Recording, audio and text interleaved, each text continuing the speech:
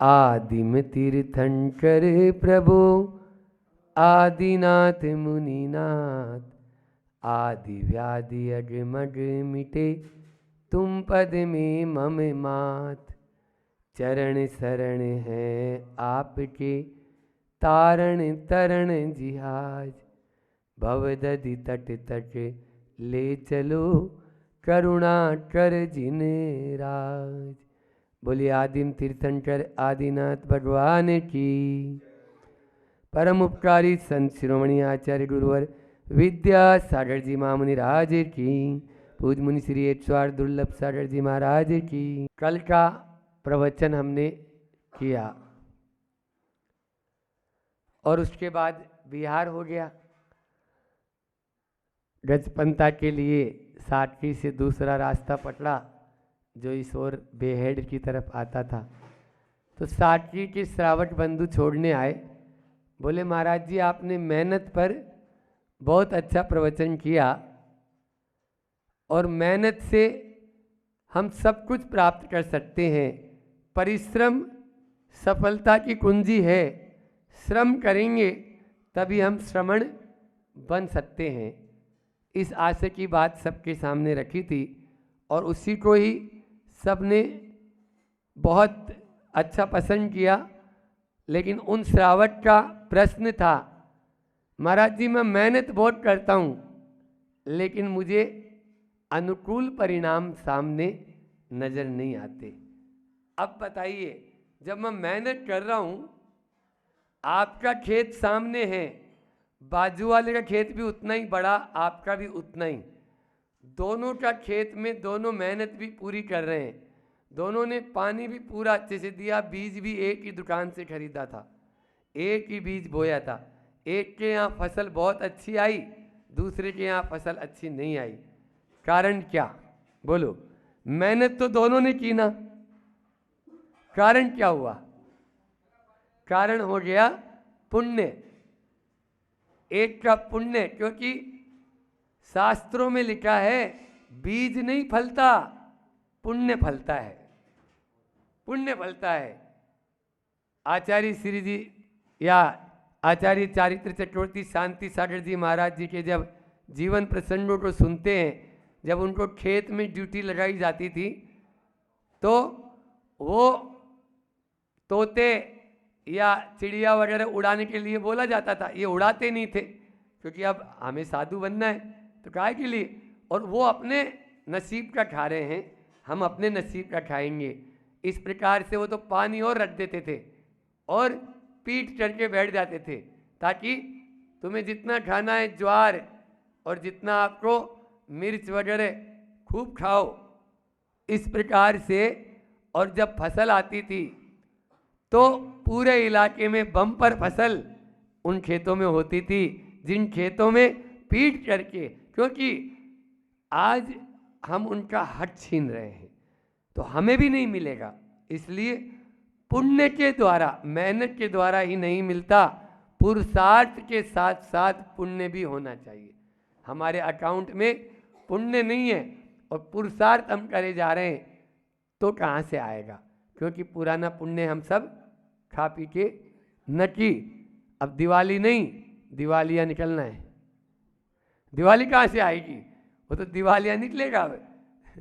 इस प्रकार से पुराने पुण्य को, ये प्रश्न उस आदमी का ही नहीं, मैं समझता हूँ सबका प्रश्न है। मेहनत सब एक सी करने के बाद में भी एक आदमी है गद्दा पर बैठे बैठे आराम से मसंद पीछे लगाया हुआ और उसको 20,000, 50,000, 40,000 रुपये पेमेंट देते हो, और एक आदमी है सुबह से शाम तक पलदारी या मजदूरी कर रहा है, हमारी कर रहा है, उसको 5,000, 10,000 रुपये मिल रहे हैं। बोलो। तो केवल मात्र मेहनत से काम होने वाला नहीं। हमने चिंतन किया फिर आज कि उस व्यक्ति का प्रश्न बहुत अच्छा था कि मेहनत के साथ साथ में पुण्य भी होना बहुत ज़रूरी है। हमें ये स्वस्थ शरीर मिला है, हमें स्वस्थ अच्छा परिवार मिला है, हमें स्वस्थ अच्छा संगत मिली है साधुओं की, अच्छा हमें क्षेत्र काल मिला है। इन सब का कारण क्या?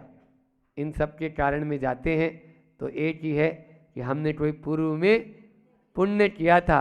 आप लोग बिहार करा रहे हो, अब इसी कॉलेज में बोलो, और सरपंच साहब भी बोले हमें वहाँ रोटना था। अभी आए सरपंच साहब, बोले उस वाले कॉलेज में महाविद्यालय में रोटना था, लेकिन वहाँ पर वो चालू था। इसी में क्यों आए? क्योंकि संदीप जी का पुण्य कुछ पलड़े में भारी है, तो रात्रि विश्राम भी इनको पहले मिल गया और आज इनको आहारचर्या भी यहाँ मिल गई। अपना आप ही ये सब पुण्य के, पुराने पुण्य कारण होता है। चार बातों को करके हम अपने आगे इस बात को बढ़ाएंगे कि सबसे पहला है पुण्य का उपार्जन। क्या है? पुण्य का उपार्जन। दूसरा है पुण्य का भोग, पुण्य को खा रहे हैं, पुण्य का भोग। जितना भी आज जो सुख सुविधाएं आपको नजर आ रही है सब पुण्य से आ रही है। तीसरा है पुण्य का अभिमान, और चौथा है पुण्य का त्याग। संत कहते हैं पुण्य का उपार्जन करो, पुण्य का भोग नहीं। क्या बोला मैंने? पुण्य का उपार्जन करो, पुण्य का भोग नहीं, और पुण्य का त्याग करो, पुण्य का अभिमान नहीं। पुण्य का त्याग करो, पुण्य का अभिमान नहीं। हमें अभिमान नहीं करना है। अभी कुछ प्रसंग सुनाऊंगा आपको अपने जीवन से रिलेटेड, तो वो निश्चित रूप से आपके लिए प्रेरणास्पद होंगे। तो पुण्य का हमें उपार्जन करना है, भोग नहीं करना है। महापुराण में आचार्य भगवंत ने लिखा है एक बहुत अच्छी कारिका, उसमें 4 पुण्य के उपार्जन के कारण बताए हैं। पुण्यम जिनेन्द्र परिपूज्य साध्य माध्यम, पुण्यम सुपात्र गत दान समुत्तमन्मत, पुण्यम व्रतानुचरणात् उपवास योगात्, पुण्यादिना सतत पुण्य सनार्चितम समार्जनीयम। यदि आप पुण्य को अर्जन करना चाहते हो, इन 4 बातों को याद रखो, जो धौला जी में भी लिख रहे हैं कि दान पूजा शील उपवास, ये 4 ही है। दान पूजा शील उपवास गृहस्थानाम चत्वाणी कर्माणि, ये 4 कर्म हैं। क्या क्या बताया फिर से? यहाँ पे कारिका में लिखा पुण्यम जिनेन्द्र परिपूज्य साध्य माध्यम, जिनेन्द्र भगवान की पूजा प्रतिदिन करो, ये पुण्य का अर्जन करने के लिए है। पूजा करोगे तभी तो पूज्य बन पाओगे, इसलिए हमेशा भगवान की पूजा हमें आदर भाव से करनी चाहिए, अहोभाव भरकर पूजा करनी चाहिए। पुण्यम सुपात्र गत दान समुत्तमन्मत, यानी उत्तम पात्रों को, जो आगत पात्र है, आपके पास में आया पात्र है, उस पात्र को दान देना चाहिए। आप लोग तो साथ में ही चल रहे।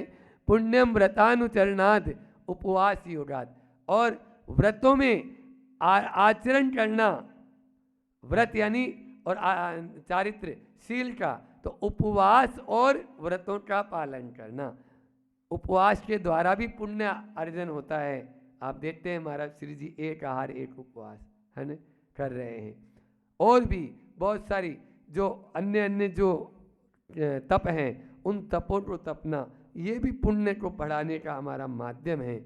और व्रतों में या शील जो है 7 सप्त शील होते हैं, उन 3 गुण व्रत और 4 शिक्षा व्रत को, तो इन 7 शील व्रतों को, उनमें भी हमें स्थिर होना, ये हमारे पुण्य को बढ़ाने वाले हैं। पानी आ रहा है तो थोड़ा सा अंदर आगे आ जाओ। हाँ चलिए, तो हमने बताया पुण्य का उपार्जन हमें करते रहना चाहिए। फिर पुण्य का भोग, पुण्य के भोग के लिए आचार्यों ने कहा कि पुण्य का जो भोग करेगा उसमें पाप ही होगा। लिख लो अपने दिल और दिमाग में। पुण्य के उदय में आपको मिल तो रहा है, लेकिन यदि आप उसका भोग करेंगे तो आपको पाप का आश्रय भी होगा, क्योंकि आपने तो पुराने पुण्य को खा लिया। अब क्या? कुछ नहीं, आपके अकाउंट में कुछ मिला ही नहीं, बचा ही नहीं है। इसलिए जो लेकर आए हैं उसको बढ़ाने की कोशिश करें, और वो तभी होगा कि पुण्य के योग से आपको मिला है, उसको आप छोड़ते चले जाएं, छोड़ते चले जाएं। पुण्य के उदय से आपको जो मिला है उसका त्याग करना बहुत जरूरी है। अब तीसरी बात है पुण्य का त्याग। पुण्य का बोध के बाद में पुण्य का त्याग। पुण्य का त्याग करना है। आप लोगों ने देखा होगा, चौके में जाते हैं, आप थाली बताते हैं, ठीक है ना? आपका बनाने का कर्तव्य है, आपने बनाया बहुत सारा, लेकिन ऐसा नहीं कि अब सब आ जाने दो। समझ में आया? यही है, मिलेगा, पुण्य से बहुत मिलेगा और अच्छा अच्छा मिलेगा, लेकिन उस यदि पुण्य का आ जाने दो यदि ये भाव है, तो फिर उसके बाद तो पाप ही आपका आश्रय लगेगा। पुण्य के त्याग के माध्यम से ही हम पुण्य को और बढ़ा सकते हैं। पुण्य बढ़ाने का माध्यम क्या महाराज जी? तो पुण्य के उदय से जो आपको मिला है उसका सदुपयोग करो, सदुपयोग करो। कई प्रसंग हैं, अभी कल नहीं परसों आपने देखा होगा, दिल्ली से एकांत भाई आए थे। उनके पिताजी वसुनंदी, आचार्य वसुनंदी महाराज जी के संग में मुनि महाराज जी बन गए और माँ आर्यका माता जी बन गई। आचार्य श्री जी से बहुत जुड़े हुए। वो एकांत भाई के पिताजी जो मुकेश जी खिलौना वाले थे जब, अब तो मुनि महाराज जी हो गए।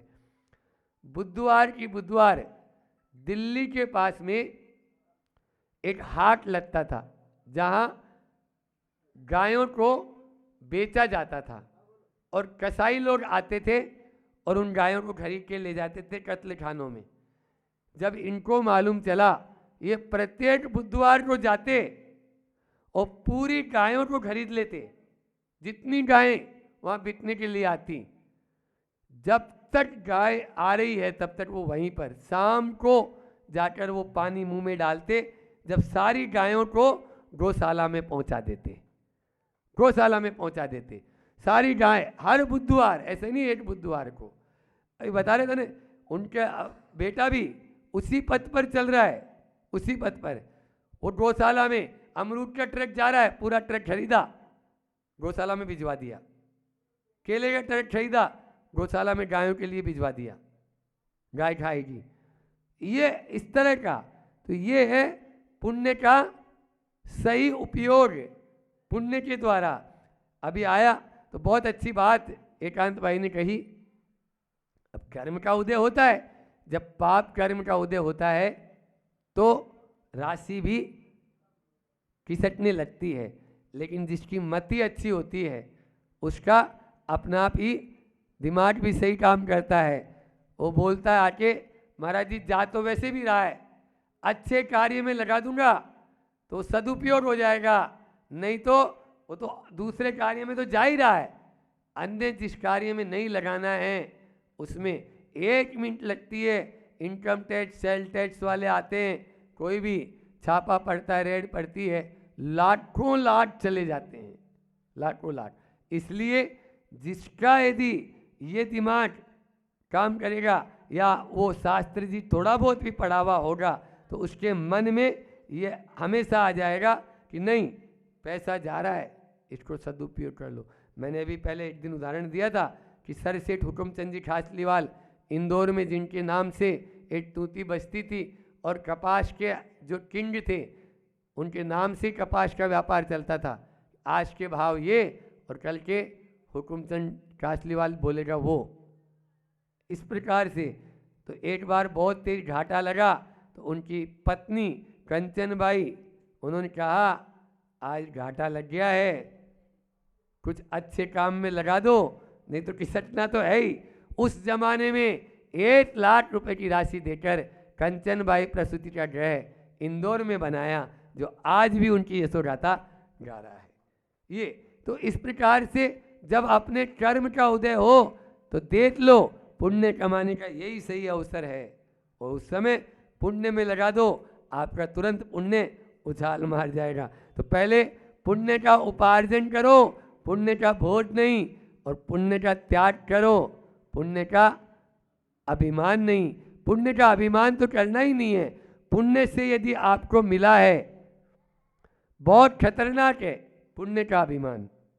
एक बार ऐसा हुआ, एक कागज का टुकड़ा हवा के एक झोंके से उड़ा, पास के पर्वत पर चोटी पर जाकर वह कागज का टुकड़ा वहां चोटी पर पहुंच गया। एक पत्थर ने पूछा, क्यों भाई यहाँ कैसे आए? क्यों भाई यहाँ देखता नहीं है? अपने बलबूते पे आया, और मेरी क्या दे, तेरे से भी ऊंचा हूं। पहाड़ की चोटी पर वो था, पत्थर नीचे था। थोड़ी देर में हवा का एक दूसरा झोंका आया, वो कागज का टुकड़ा वहां से उड़ा और पास में गटर लाइन जा रही थी, उस गटर लाइन के अंदर गिरा और सड़ जल के अपना अस्तित्व समाप्त कर दिया। वो पत्थर अभी भी वहीं है। बोलो, ये है पुण्य और पाप का खेल। पुण्य का एक झोंका आता है, आदमी अर्श पर पहुंच जाता है। पाप की एक हवा चलती है, आदमी फर्श पर आ जाता है। इसलिए अर्श पर या शिखर पर पहुंचने पर इतराओ मत, और नीचे पाप का उदय आए, फर्श पर आने पर दीन मत बनो, करुणा मत, दीन मत बनो, हीन मत बनो। अपने आप में एक ओछी सोच मत लेके आओ, छोटी सोच मत लेके आओ कि नहीं क्योंकि पाप का उदय है, कोई बात नहीं, थोड़े दिन में पुण्य का उदय आएगा, फिर से ऊपर बढ़ जाएंगे। हमेशा संत कहते हैं रात अंधेरी हो सकती है, शाश्वत नहीं। रात अंधेरी हो सकती है, शाश्वत नहीं। प्रभात होगा, उजाला होगा, रात को तो जाना पड़ेगा। हाँ, लंबी नहीं हो, थोड़ी लंबी हो सकती है। सर्दियों में 15 घंटे की रात हो जाती है, गर्मियों में 8, 7, 8, 9 घंटे की रात होती है। बोलो, लेकिन शाश्वत नहीं हो सकती, लंबी हो सकती है। ठीक है, थोड़ा सा समय है, अभी निकल जाएगा। इसी प्रकार से तो पुण्य का कभी अभिमान हमें नहीं करना चाहिए, पुराने पुण्य को बढ़ाना चाहिए। एक बार ऐसा हुआ, अकबर और बीरबल, अब अकबर तो नए नए प्रश्न करता था और बीरबल दिमाग था उसमें, तो जवाब भी अच्छे देता था। अकबर ने कहा, बीरबल जी हुजूर, 2 अब के लाओ, 2 तब के लाओ, 2 न अब के लाओ न तब के लाओ। क्या प्रश्न है, कोई समझ में नहीं आया। 2 अब के लाओ, 2 तब के लाओ, 2 न अब के और न तब के लाओ। दूसरे दिन हाजिर करना है, वो क्या किया, 2 साधु ले आया पकड़ के, और 2 सेठ ले आया कहीं से, और 2 भिखारियों को पकड़ के ले आया। ये क्या है? हुजूर आपके प्रश्न का उत्तर है।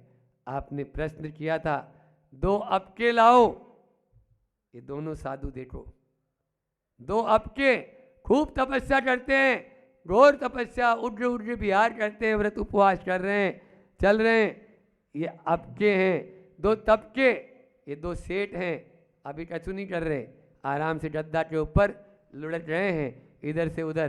पहले कमाया था, पहले कमाया था, वो खा रहे हैं। ये तबके हैं, ये 2 सेठ जी। बोले 2 भिखारी, बोले 2 न अब के हैं न 2 तबके हैं, न अभी कुछ कर रहे हैं और न पहले का इनके कोई अकाउंट में कोई पैसा पुण्य धरा है, तो ये न अब के हैं न तब के हैं। इस प्रकार से बीरबल ने आप सबके लिए सचेत करने के लिए कह दिया, हमारे पास में पुराना पुण्य है, उस पुण्य के माध्यम से हमको बहुत कुछ मिला है। जैसे मैंने बोला, स्वस्थ शरीर मिला है, आपको 2 आंखें मिली है, 2 कान मिले। कभी कल्पना तो करो, जब अपन बैठे तो कल्पना करें कि हमें इस पुण्य से क्या क्या मिला है। याद करो, बोलो, जिनके पास आंख ही नहीं है, आपको तो भगवान ने आंख दी, उपयोग क्या कर रहे हो? उपयोग क्या कर रहे हो? टेलीविजन देखने का, मोबाइल देखने का? अगले जन्म में मिल जाएगी क्या? देखो, पांव मिले आपको, 2 पांव मिले, क्या उपयोग कर रहे हैं? हमारे पास में भजन तो अपन गा लेते हैं, भजन गाने से मैं मना नहीं कर रहा, गाना भी चाहिए, लेकिन उस भजन के साथ में हमारे अंदर में वो परिणाम भी तो हैं कि हमें पुण्य से ये मिला है। जब सारे संयोग आज हमारे पास में उपस्थित हैं, फिर उस पुण्य का उपयोग क्या कर रहे हैं? प्रश्न था अभी खेत में दादाजी का कि आप बाबा जी क्यों बने? बाबा जी इसीलिए बने कि पुराना पुण्य था ये सब मिला, जब पैदा हुए थे तब रोए थे। दादाजी को मैंने बोला था, पैदा हुए थे मैं भी रोया था, आप भी रोए थे कि अब जन्म न लेना पड़े। फिर बाद में यहाँ की हवा ऐसी लगी कि हवा में रंग में तेरे रंग गए हम, तो अब कुछ नहीं है, चलता है वो अकड़ के, और लास्ट में जाएगा तब फिर रोने लगेगा। यही स्थिति होती है। पैदा हुआ तू रोया जग हंसा, पैदा हुआ तू रोया जग हंसा, अब कुछ ऐसा काम कर जा कि जब तू जाने लगे उस समय तू हंसे और जग रोए, तू हंसे और जग रोए कि नहीं ये क्यों जा रहे हैं, इतने अच्छे हैं, इनकी करनी बहुत अच्छी है, ये तो महात्मा है, ये तो साधु है, ये तो ये है, तब जाके तो यानी हमारा उस समय जाना, और हम हंसते हंसते यहाँ से जाएं, ऐसी करनी अपन करेंगे तभी हमारा चलेगा। समय अपनी सीमा से बढ़ता ही चला जा रहा है, वो तो बढ़ेगा ही, क्योंकि आज साल का अंतिम दिन भी है, पता है क्या? साल के 12 महीने और 12 महीनों का साल। लेकिन भारतीय संस्कृति में सब भूल चुके। आज इंग्लिश के तो साल याद रह जाते हैं, आज तारीख कितनी है तो याद है, तिथि कितनी है किसी से पूछूंगा तो बताएगा महाराज तिथि जा क्या होते, चचा हमारे बोले थे जा क्या होते, समझ में आ रहे ये क्या होती है तिथि। हमारे यहाँ जो है ईयर या वर्ष नहीं चलता, हमारे यहाँ संवत चलता है। और आज कौन सा 2079 का अंतिम दिन है, कल से विक्रम संवत 2080। महाराष्ट्र में तो गुड़ी पड़वा, और वैसे नवरात्रा के लिए हिंदुओं का तो पर्व भी शुरू हो जाता है कल से 9 दिन तक, वो भी तो ये एकम से, कल ही है ना एकम से, तो कल बहुत शुभ दिन जिसको बोले अपन भारतीय नववर्ष का ये दिन है। वैसे तो जैन पंचांग के अनुसार वीर निर्वाण संवत जो दीपावली के दूसरे दिन चालू होता है, लेकिन हिंदू परंपरा के अनुसार ये कल का दिन, इस दिन बहुत पवित्र दिन माना जाता है और इस दिन कार्य भी बहुत अच्छा, इसलिए आने वाला कल फिर और बताऊंगा इसके बारे में कि अपन को इस नव वर्ष में हम अपना उत्कर्ष कैसे कर सकते हैं, क्योंकि आज हमने अपनी भारतीय परंपराओं को छोड़ दिया और पुराने जो ये पुरानी परंपराओं को छोड़कर नए विदेशी परंपरा को अपना लिया, तो सब कुछ वही चल रहा है, इसीलिए भारत में गोलमाल हो गया। उसको धीरे धीरे हटाकर अपने पुराने ये चैत्र वैशाख जेठ आषाढ़ जो महीने थे, इन महीनों का भी बहुत बड़ा महत्व है, कल अपन बात करेंगे। अभी तो अपन इतना ही रखते हैं, समय भी आपका पूरा हो गया है। बोले अहिंसा परमो धर्म की आचार्य गुरुवर विद्यासागर जी महामुनि राज की। तो बोले आगे में नहीं जा पाया, आगे चाह कर भी नहीं जा पाया, उसकी जांच पड़ताल बहुत से लोगों ने करी, और यहाँ तक कि उस गुफा में मतलब यही नहीं, आचार्य भगवान शांति सागर जी महाराज वो भी पहुँचे हैं, घुटने तक ही जा पाए फिर वापस आए। आचार्य महावीर कीर्ति वो भी गए, घुटने तक वो भी जा पाए। आचार्य देवनंदी जी हैं अभी तो हैं वर्तमान में, वो भी गए, वो भी आ गए। आचार्य विमल सागर जी महाराज जी वो भी अंदर तक गए, घुटने तक ही जा पाए वापस आए। और भी अन्य साधु वर्ग वहाँ तक गए, लेकिन अंदर तक अभी तक कोई नहीं। और सबसे अधिक अगर कोई जा पाया है उसके बाद तो जो ब्रह्मचारी गणेश कुमार जी थे वो गए गले तक, वो गले तक चले गए। लेकिन गले पे जाने के बाद उन्होंने ये कहा कि मैं आगे जा रहा था तो एक सर्प आया और सर्प ने कहा वापस हो, सर्प ने कहा वापस हो। भले मेरी तो पूरी इच्छा थी आगे जाने की, लेकिन सर्प जो था वो निर्देश दे रहा था कि आप यहाँ से लौट जाओ, आप यहाँ से लौट जाओ, इसलिए बोले मैं वापस आ गया। फिर उसके बाद मैंने प्रयास भी नहीं किया कि जब है ही नहीं तो काय के लिए मैं आगे जाऊँ, क्यों आगे जाऊँ। तो इस प्रकार से वो जो प्राचीन गुफा है, उस प्राचीन गुफा का बहुत बड़ा कहना चाहिए इतिहास है। और वो जो गुफा है उस गुफा के लिए हम तो ये बोलते हैं कि और भी बहुत सारे विद्यों को समझना चाहिए, और जिस प्रकार से भी वहाँ की परीक्षण करना चाहिए क्या है, अगर वहाँ के भगवान निकल जाएं तो बहुत अच्छी बात है, क्योंकि कितने बड़े भगवान हैं। अंगूठे के ऊपर 9 नारियल रख दिए जाएं, अंगूठे के ऊपर, और अंगूठे मतलब कहाँ, बोले अंगूठे का जो नाखून होता है उसके ऊपर 9 नारियल रख दिए जाएं।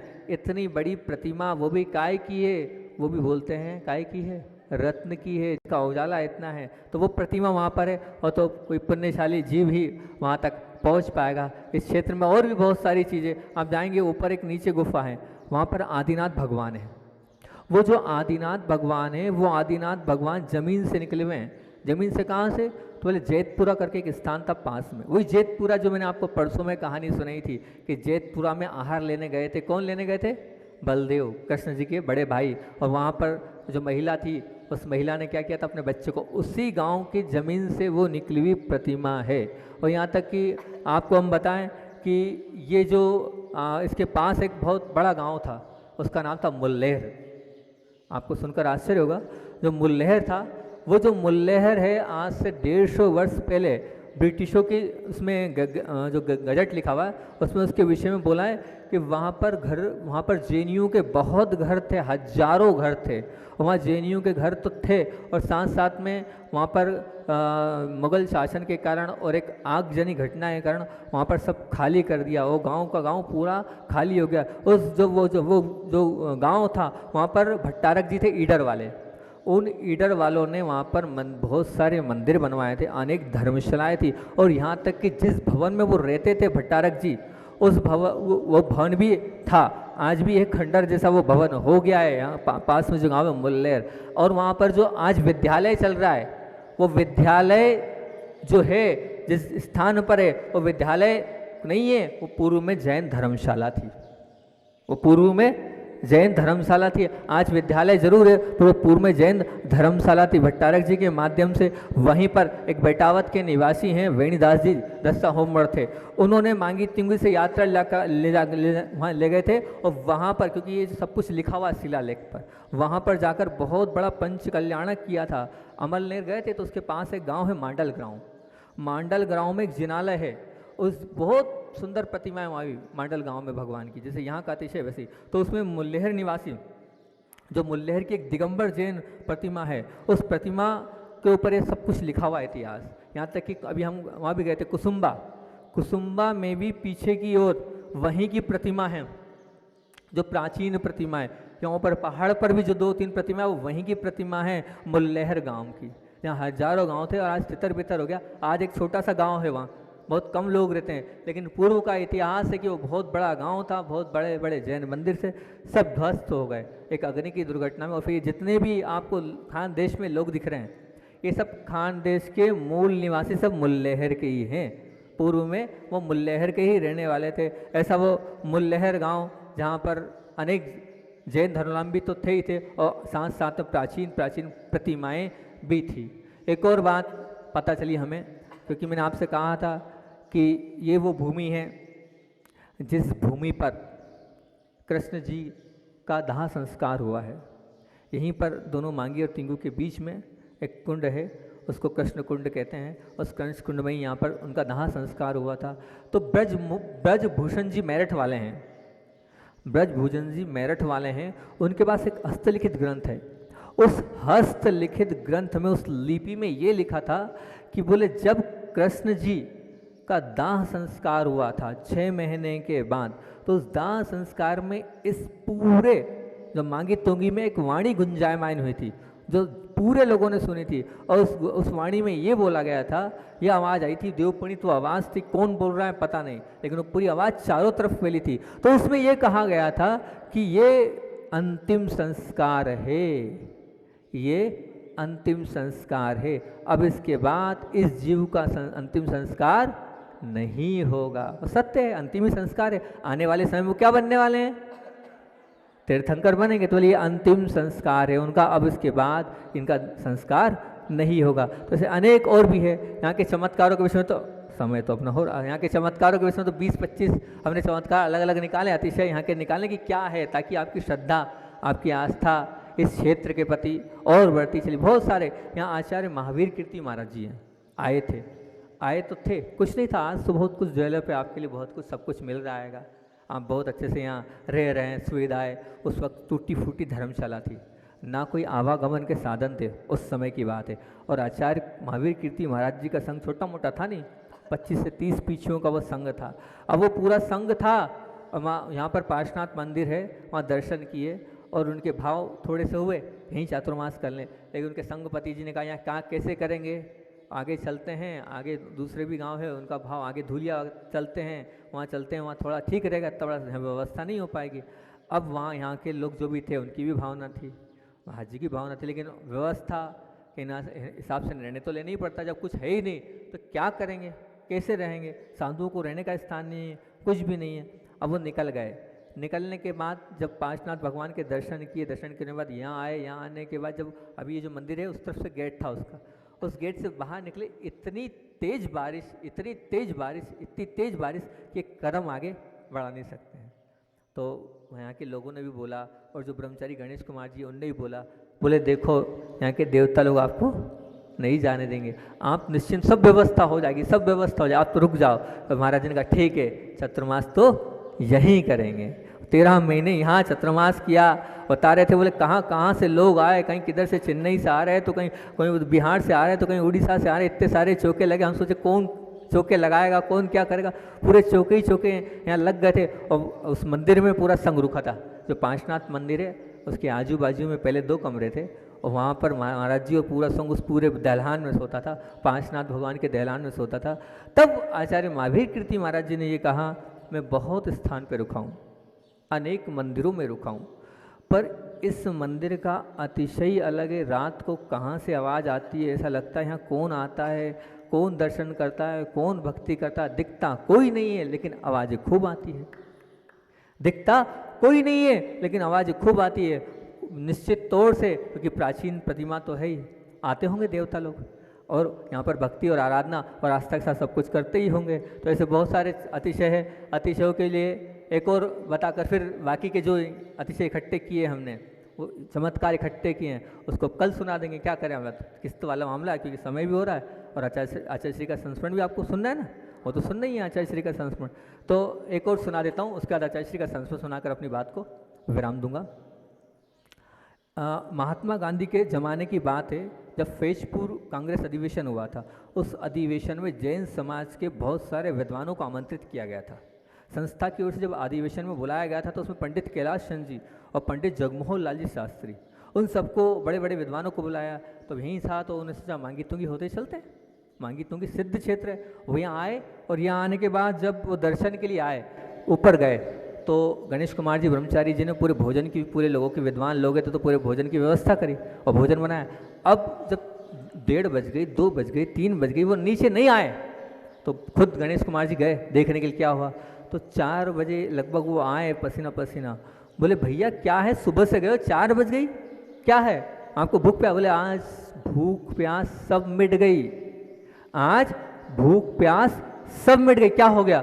बोले मांगी और तुंगी के बीच में जा रहे थे, तो वहाँ पर एक स्थान है, और जब तुंगी की परिक्रमा लगा रहे थे तो मांगी तुंगी की परिक्रमा लगा, तो इतनी सारी वाद्य यंत्रों की आवाज़ आई, अनेक प्रकार के, कभी ढोलक की आती, कभी वीणा की आती, तो कभी किसकी, कभी बांसुरी की आती, कभी किसकी आती, अनेक प्रकार के वाद्य यंत्रों की आवाज़ हमने सुनी है। अब उसको सुनते सुनते मन ही नहीं लग रहा था यहाँ से जाएं, कहाँ मिलेगी ऐसी आवाज़। बोले उसको सुनते सुनते इसलिए इतनी देर हो गई। ऐसे अनेक चमत्कार हैं। इन चमत्कार अतिशय के विषय में आपके सामने कल रखेंगे। आचार्य भगवान की बात को आपको सुना दें। आचार्य भगवान आपको बताया था, अपनी चर्चा चल रही थी कहाँ की, वहाँ कहाँ थे आचार्य भगवान? बगेरा थे। अब जब बगेरा थे तो एक सारवाड़ निवासी थे, ताराचंद जी अजमेरा। वो ताराचंद जी अजमेरा जो है, उनके मुख से जो सुना हुआ बता रहे हैं, वो दर्शन करने गए बगेरा में। अब जब आचार्य श्री के दर्शन करने गए और दर्शन करा तो मौसम बहुत गर्म था, और वैसे भी राजस्थान का मौसम तो बहुत गर्म होता है, लू चल रही थी। शाम को प्रतिदिन आचार्य भगवान ऊपर ही विराजमान रहते हैं, मतलब छत पर रात्रि विश्राम करते हैं। पर एकाएक उन्होंने ऊपर देखा, 5-7 मिनट तक देखते रहे, हंसे, देखते रहे, हंसे, चारों तरफ इधर उधर देखा, और वो जो है उठ के आ गए, उठ के सीधे नीचे ऐसे कमरे में आ गए जहाँ आप 2 मिनट में नहीं बैठ सकते हो, पानी पानी हो जाओगे तब पसीना आएगा, ऐसे नीचे आके बैठ गए। तो लोगों ने बोला आचार्य श्री जी इतनी गर्मी है या काय को कमरे में आप तप रहे हो? ऊपर थोड़ी बहुत तो हवा लगेगी, आधे घंटे बाद तो अच्छा मौसम हो जाएगा, लेकिन आप ऊपर चलो। आचार्य श्री मुस्कुरा दिए, सामायिक में खड़े हो गए। सामायिक में खड़े हुए लगभग रात को 10 बजी होगी, और भैया लोग गए होंगे वहाँ के जो भी थे सब भैया बत्ती करने, अच्छे से बैठे। फिर उसके बाद हुआ ये, रात को 12 बजे बहुत तूफान आया, खूब तूफान आया और तानी चालू हो गया। जो महाराज जी ऊपर थे सब नीचे आने लगे। और फिर उसके बाद जो है, अब देखा आचार्य श्री वहीं खिड़की के पास है, तो वो लोग गए होंगे कि आचार्य श्री जी को व्यवस्थित कर दें। अब वो जब वो वहाँ गए आचार्य श्री को व्यवस्थित करने, देखा आचार्य श्री तो बिल्कुल ध्यानस्थ खड़े हैं, खड़गासन मुद्रा में, वहीं खिड़की के पास, उस हवा के उसमें लपेटे में। बोले ठीक, कोई बात नहीं, डिस्टर्ब नहीं करना चाहिए। फिर पुनः वो जो ताराचंद जी थे नीचे आ गए। फिर 2 बजे गए खिड़की बंद कर दें, तब भी गुरुदेव क्या थे, खड़े थे ध्यानस्थ उस हवा में भी। अब आए, फिर सुबह हुई, सुबह 5 बजे गए, तब देखा तब भी खड़े थे। अब जब खड़े थे, खड़े होने के बाद उन्होंने सोचा क्या करना चाहिए। बाहर आए, छुल्लक जी के कमरे, उनको बहुत ठंड लग रही थी। उस ठंड में उन्होंने जो है रजाई की व्यवस्था करी, वहीं पर बात सो गए। 1 घंटे बाद 6 बजती है, गुरुजी आते हैं। ना आचार्य श्री के पास घड़ी थी ना कुछ था। आचार्य श्री बोले चलो भैया 6 बज गई है, आगे भी चलना है, चलो भैया 6 बज गई है। और उन्हें घड़ी देखी, वास्तविकता में 6 बजी। अब बिना घड़ी के गुरुजी ने बोल दिया 6 बज गई है, और उठे। और उठने के बाद वो किसी समाज को कुछ पता नहीं है, और वो साथ में कुछ नहीं, उन्होंने कहा जूनिया का रास्ता किधर पता करो, और जूनिया की तरफ बिहार कर दिया, और बिहार करते जूनिया चले गए। तो इस प्रकार से आचार्य श्री निमित्त ज्ञानी भी ऊपर देख के समझ जाते कि रात को क्या होगा। वो वहाँ नहीं रुके, और रात को कहाँ रुके, कमरे में आके उन्होंने रात्रि विश्राम, क्योंकि हमारे आचार्य श्री रात में चलते नहीं हैं।